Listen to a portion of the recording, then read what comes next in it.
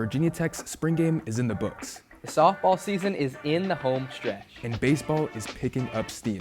All of that and more on today's edition of the 3304 Sports First Pitch. Hello and welcome inside the Center for the Arts. I'm Jackson-Page, joined by Alex Kuechenmeister, and we got to take a first look at this year's football team with the spring game last weekend. We did, Cole, and it was a 21-12 win for the white team where defense reigned supreme. The white defense was all over the place, holding Maroon scoreless in the second half. And Cole, if I had to grade a player, Jason Abbey, the pass rusher for white, I would give him an A plus 1.5 sacks for him in that win for the white team. Yeah, another A plus player was Jeff Overton, the redshirt freshman running back this year. But I really also like this year's secondary. Troy transfer Yaquez White, returning player Isaiah Brown-Murray, and freshman Amari Polidor from St. Francis.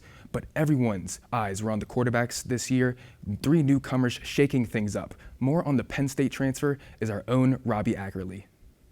For the past 2 seasons, Virginia Tech's quarterback position has pretty much been filled prior to the opening kickoff. But now, with Kyron Drones out of eligibility and Pop Watson off to Amherst, new head coach James Franklin cast his lines out into the sea of quarterbacks this offseason and called himself not 1, not 2, but 3 signal callers. 3-star transfer Bryce Baker from UNC, 4-star prospect Troy Hoon, and perhaps his biggest fish in former Penn State starter Ethan Grunkemeyer. This 6'2", 208-pounder already had himself a substantial lead on the pack before donning the maroon and orange. As last season, Grunkemeyer started 7 games for the blue and white, where he threw for 7 touchdowns, nearly 1,400 yards, and lifted the Nittany Lions to a pinstripe bowl victory over the Clemson Tigers. Fast forward to April 2026, where last Saturday, Hokies fans got their first dose of their potential new QB1. To put things lightly, Ethan looks like a slam Gronk. On the opening drive, the 4-star transfer was 5 for 5, 4 of those passes being over 10 yards. The initial march was capped off by a 14-yard dart to Quayshawn Brown for 6 points.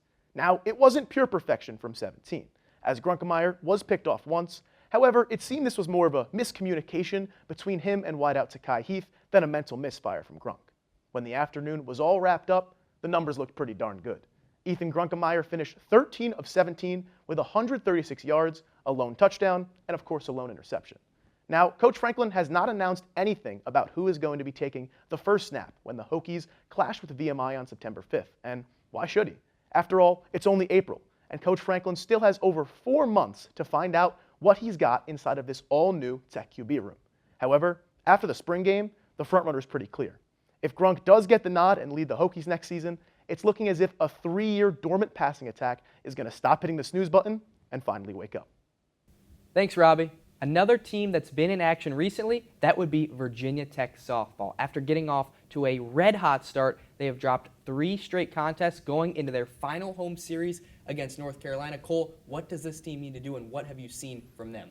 I think the biggest thing is not to get too low on this 3-game losing streak. This team has put up some great performances against some of the best teams in the nation. Georgia earlier, I think this team could really go far in the postseason, but you got to go ahead and get right back into it, and that's going to be against North Carolina. So I think the pitching hasn't had its great past week, but this team can really go out there, hit the ball well. We've seen what Emma Mazaro and Bree Carrico can do in the mound, so you just got to keep on going. Well, with just 2 series remaining before postseason play, it is time for the squad to heat back up. With what VT softball needs to do down the stretch, we go to our very own Landon Weaver.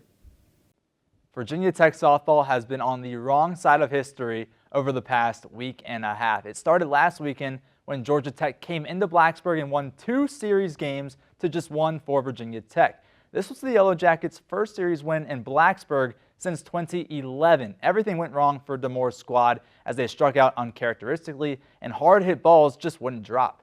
As if that wasn't enough, the Hokies followed up that performance with a 10-9 midweek loss at home to the Liberty Flames. That was the Flames' first win in Blacksburg since 2016. To put that into perspective, the Warriors had just completed the greatest regular season of all time.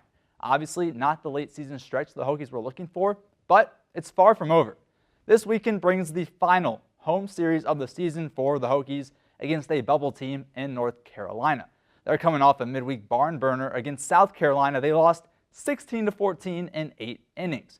Now, Virginia Tech currently ranked 16th in the country, which would put them as the last host of a regional. If they want to host, they need to win 2 of 3 against Carolina. They'll also need to have a successful trip up to Syracuse to end the season. And the ACC Championship up in Charlottesville is another grand opportunity for Virginia Tech to up their chances of hosting. Even though it's looked grim over the last couple of weeks, Pete DeMoore has shown the ability to get his team to bounce back and play big when the lights are bright. With postseason supremacy on the line now, it's imperative that they shine now more than ever. Thanks, Landon. Now we're still in the thick of baseball season. They won the series against Pittsburgh. They came off with a big win against VCU. This team is getting hot. They really are, and I want to talk about Ethan Ball. He is still putting the bat to the ball with 2 for 4 outing against VCU with an RBI. Henry Cook as well, 3 RBIs on 3 different at-bats in that game, the win for the Hokies. He's playing the catcher spot, and the Hokies, like you said, Cole, their bats have been on the money. They have scored 6 or more runs in 4 of the last 5 games, so they're trying to keep up what they've been doing down the stretch. Yeah, so the hitting has been great, and the pitching hasn't been their strong suit this year, but just over a week ago, they pitched a 5-man no-hitter. More on one of those pitchers is Riley Klaus. Comeback, a return to a previous, often successful, state, position, or level of popularity after a period of decline, absence, or failure. Comebacks are everywhere in sports, and although this isn't 28-3, Bethany Hamilton, or the 2004 Boston Red Sox, there's a pitcher on Virginia Tech baseball who has made a return to the mound after an extended absence. Madden Clement is in his 3rd year in Blacksburg, but his story so far hasn't been a straightforward read. The Southpaw made 12 appearances in his freshman campaign, with half of those being starts to provide optimism moving forward. In 2025, Clement made his first appearance on Valentine's Day. He pitched 3 1/3 against Bucknell without giving up an earned run, but it wasn't all roses. That was Madden's first and last outing of the season. An injury to a tendon in his throwing arm would rule him out the rest of the way in heartbreaking fashion. A long 14 months passed before Clement conquered back, returning to the mound in April of 2026 against Liberty. The junior didn't have his best stuff that day, but a week later, he'd get the chance to shake the rust off. Clement tossed the first 2 innings in Virginia Tech's midweek victory over Radford, which would end in the Hokies throwing their first no-hitter as a program in 26 years.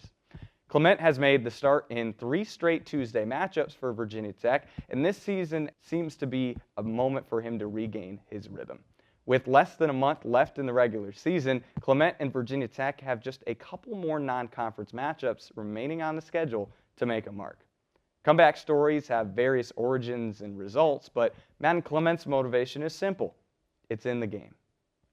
Thanks, Riley. Well, Cole, we had some big news this week in the Hokies athletic department. Whit Babcock retiring. Yeah, he's going to step down effectively on June 30th. Now, he's been the AD for this past 12 years. Now, in the last 5 years, the on sports hasn't been great, but overall, these past decade, he's done a lot for the budget revenue for this program here at Virginia Tech. So it's going to be interesting to see who they kind of bring in, but it's going to be some big news here in the next few months. Well, we've had a lot of breaking stuff going on, and it's been absolutely wonderful to catch up on the world of Hokies sports. And that'll do it for our reporters, Robbie Ackerly, Landon Weaver, Riley Klaus. That's Alex Kuechenmeister. I'm Cole Jackson-Page, signing out from the Center for the Arts, and we'll see you guys next time.